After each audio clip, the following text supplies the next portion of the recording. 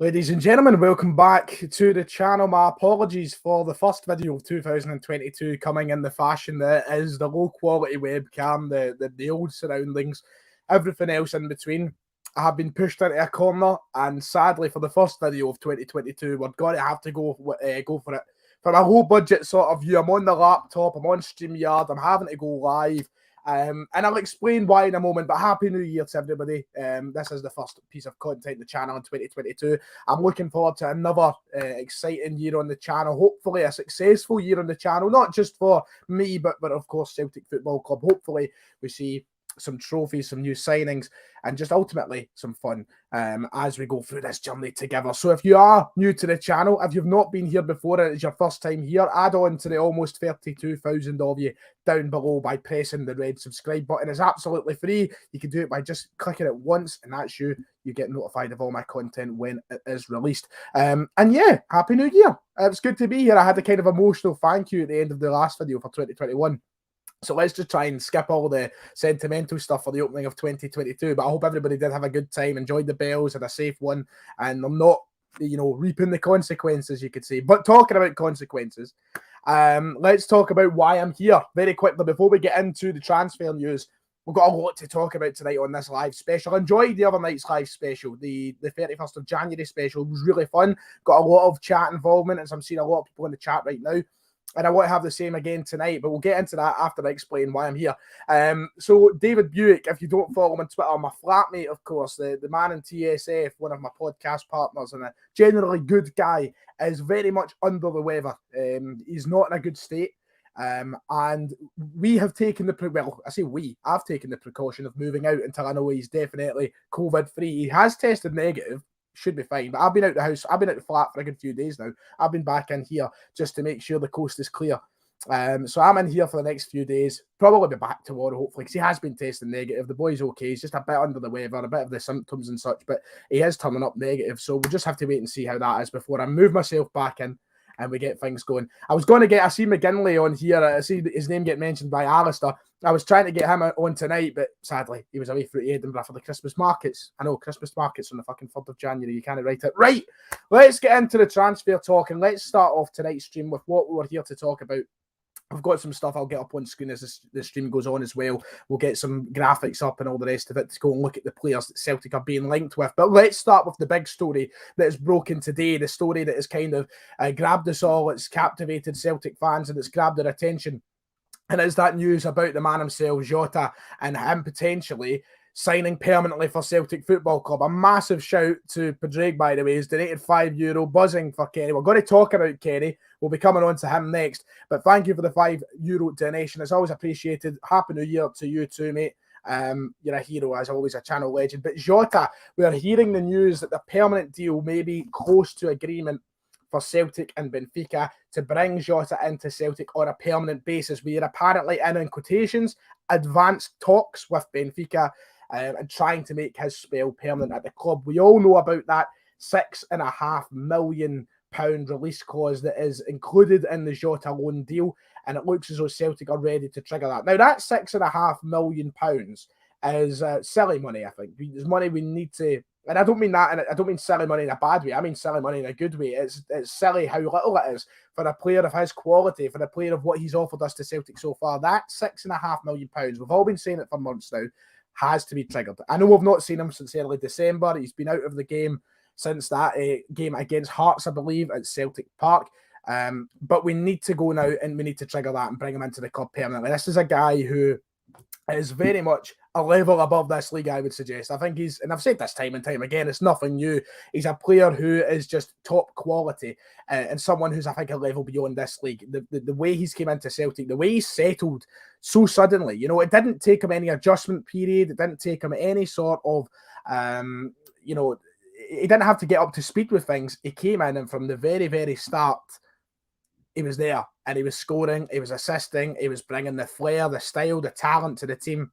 And for £6.5 million, I'm hoping that this news today is very much reliable. If I get the article that was released earlier on screen, Sorry, I can't get it on screen, but if I can get it up in front of me here, just to go through it. Celtic have an option to buy for £6.5 million as part of the loan deal, and the form suggests it could be a bargain, as I already said. Now, one thing I didn't know, and I don't know how many of you knew about this, but I never knew until the article came out today. I never knew that he's currently back in Portugal, back with Benfica at this moment in time.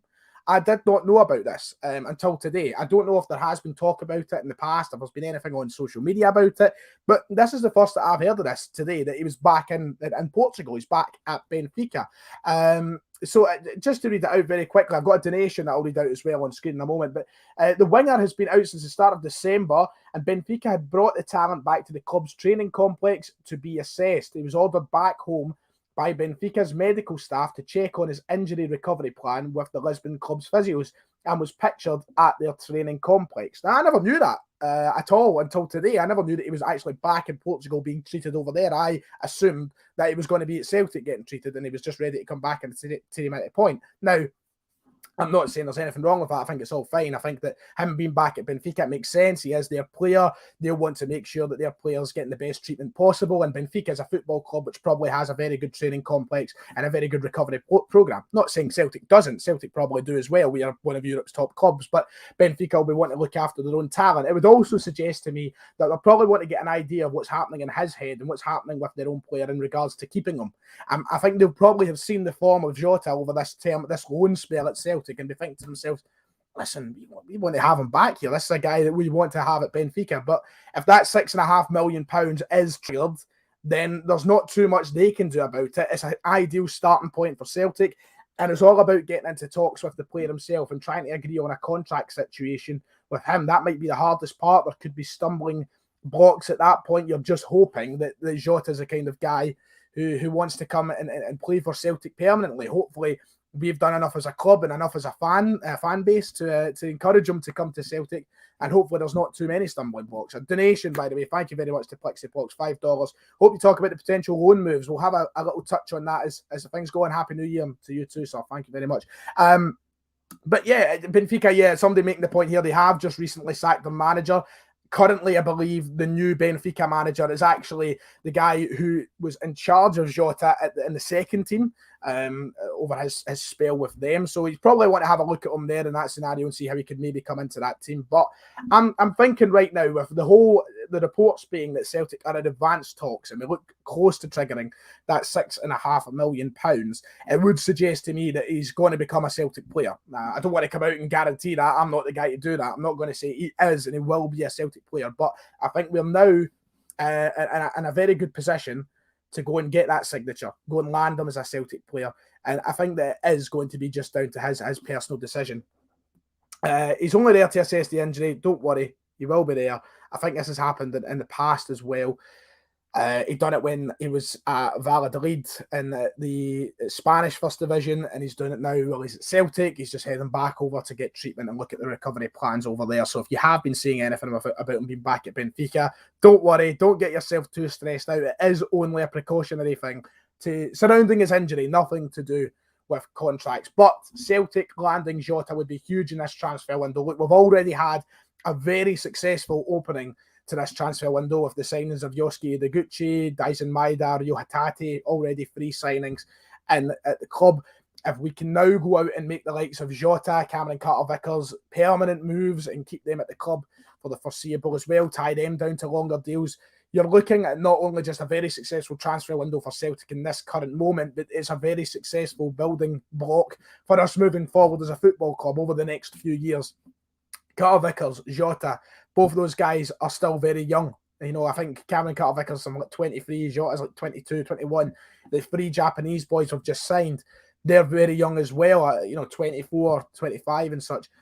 These are signings that could be very, very big for us moving forward as a football club. So I'm buzzing. I am absolutely buzzing. And let's hope that Jota is the next one. So let's talk about, I'm seeing a lot of people in the chat. Apparently, we're getting here is the name. I'll bring up DM McDonald. What do you make of the talk that we're interested in signing Hannes Wolf on loan from Borussia Mönchengladbach? Well, look who it is. Look who it is. McGinley's in the chat. It's a shame he's not actually here with me because I could be doing the support this afternoon. It's New Year. I've barely moved out my bed, to be quite honest with you. I've took obviously the first couple of days off in the new year. I thought I'd treat myself to a wee bit of a rest. I've just been lying playing F1 on the Xbox. It's been mad. So yeah, Hannes Wolf, is a lot of people are talking about him. And the potential of him signing. And you already know for a fact, me as the Bundesliga fan and me as the German football fan, I am wanting us to sign Hannes Wolf. You know that for a fact. You know that I will be pushing and pushing and pushing for us to go and try and make that signing. But I'm not just going to sit here and pretend, you know, I think we should sign him and he's a great player just because I do like the Bundesliga and I've seen him from time to time. I do think he would be a fantastic player for Ange Postecoglou. I think he'd be a fantastic player for the system at Celtic Football Club. And he's a kind of player that I've already seen, you know, press machine has been used in the media to describe him. Now, he's not had the greatest of seasons this season so far at Borussia Mönchengladbach. They are looking to loan him out. Adi Hutter has not been the biggest of fans. I believe Rapid Vienna are also looking at the possibility of signing Hannes Wolf on loan, but I think that would be an incredible signing for Celtic, and we'll talk about all those reasons. DM, you made a fantastic point here, son. Yes, it is. You will remember him perhaps from that day that we played Red Bull, as we say, Rasenballsport, that's Leipzig. We played Red Bull Salzburg at Celtic Park. Craig Gordon, he throws the ball out. Who does he throw it to? I believe it is Hannes Wolf at that moment in time when he did play for Salzburg. He had a very impressive stint at Salzburg, in fact, which got him a move later to Borussia Mönchengladbach. I believe he was actually got a move to Leipzig first. He went to Leipzig, and then from Leipzig he went to Borussia Mönchengladbach, I believe. And he's a guy who, yeah, he hasn't had the greatest of careers in the Bundesliga, but you're talking about a massive step up in a very, very hard division to play in. I think if he was to come here to Celtic, he could be a very good player, an attacking midfielder, someone who can come in and bring that press in an area which would be, I think, an area where we need that. You might be thinking, well, we don't need a central attack midfielder. And I don't, look, I'm Tom Rogic, absolutely tremendous. David Turnbull, he's not maybe hit the heights this season that he did last season, still a fantastic player. But I think one thing that those two maybe lack that Hannes Wolf does have is that pressing factor.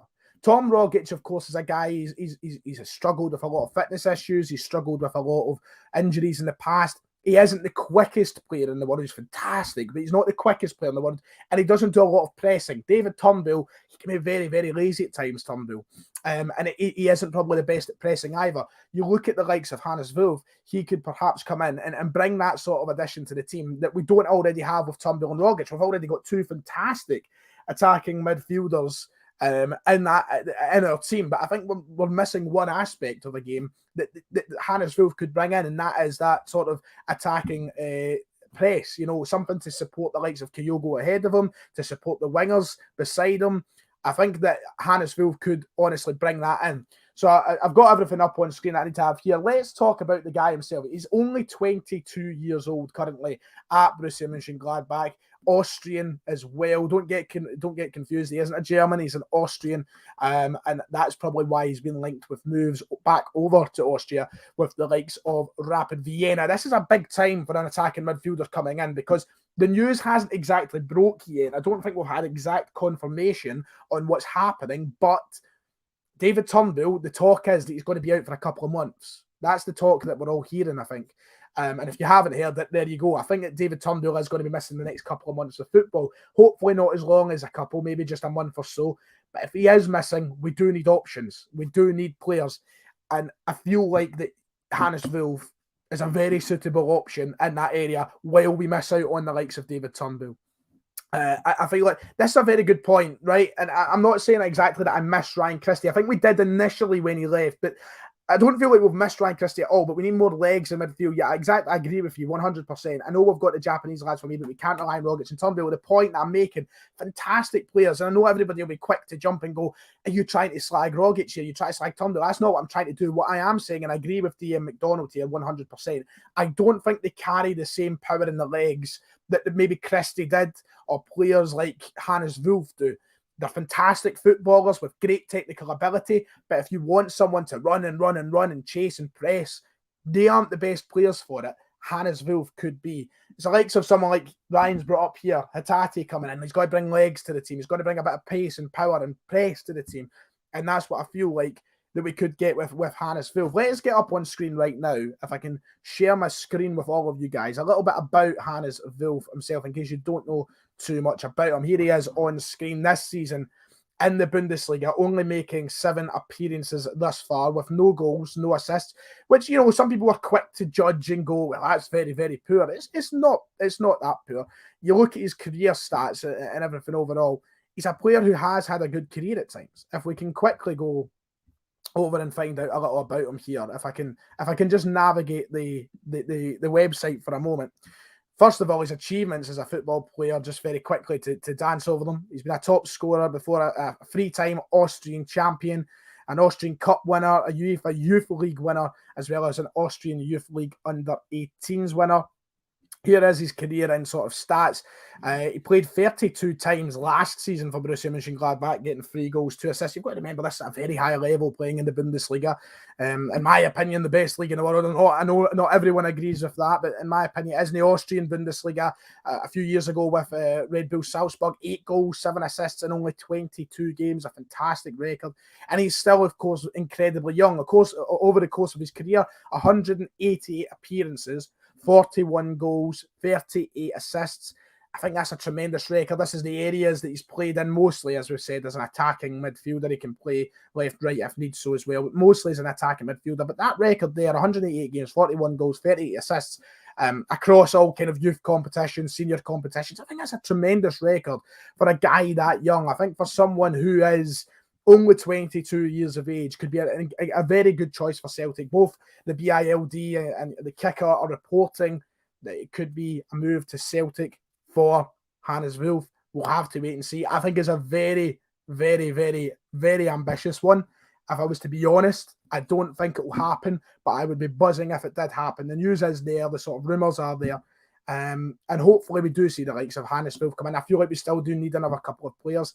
And I would love to see that. I would love to see that. I disagree with Ryan. I think he will play left back. I know he's a midfielder, but I feel like he will be. It's the Celtic way. I think it's daft to disregard that someone's not going to play out of position. This is Celtic.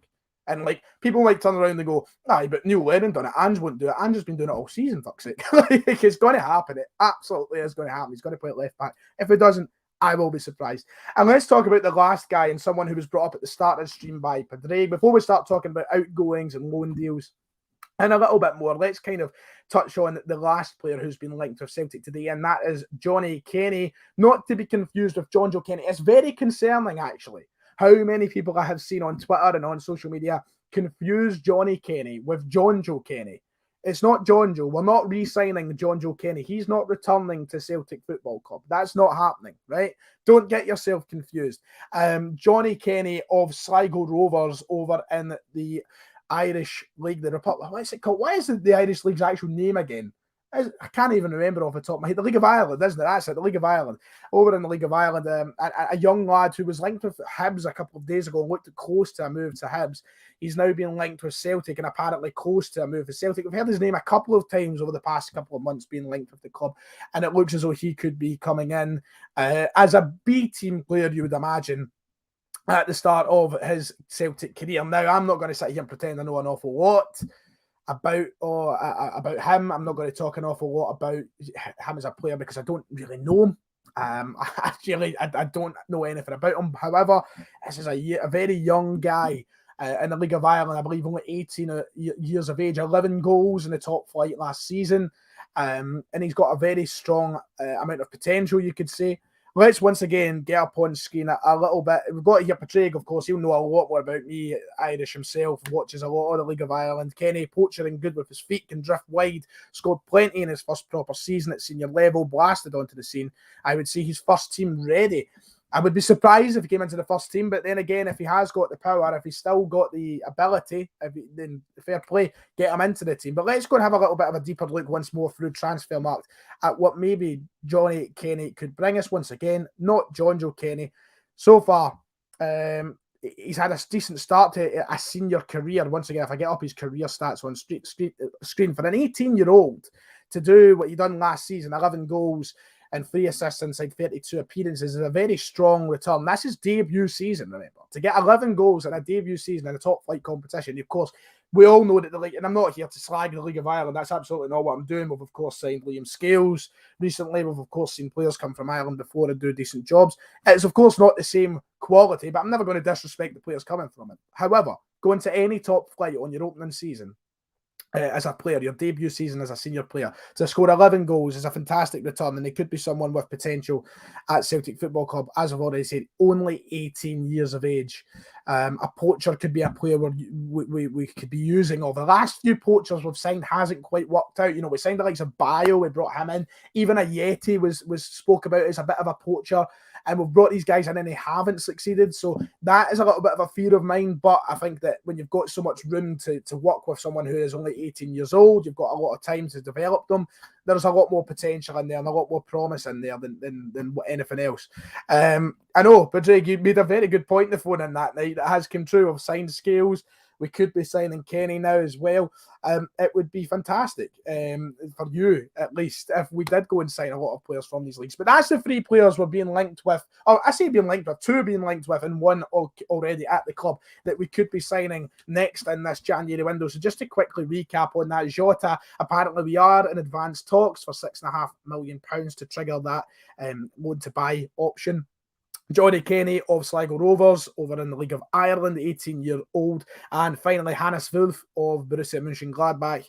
Will Adi Hutter do us a favour? I really do hope so. Adi Hutter is someone who's went over to Borussia Mönchengladbach and he's not quite hit the heights that I thought he would have.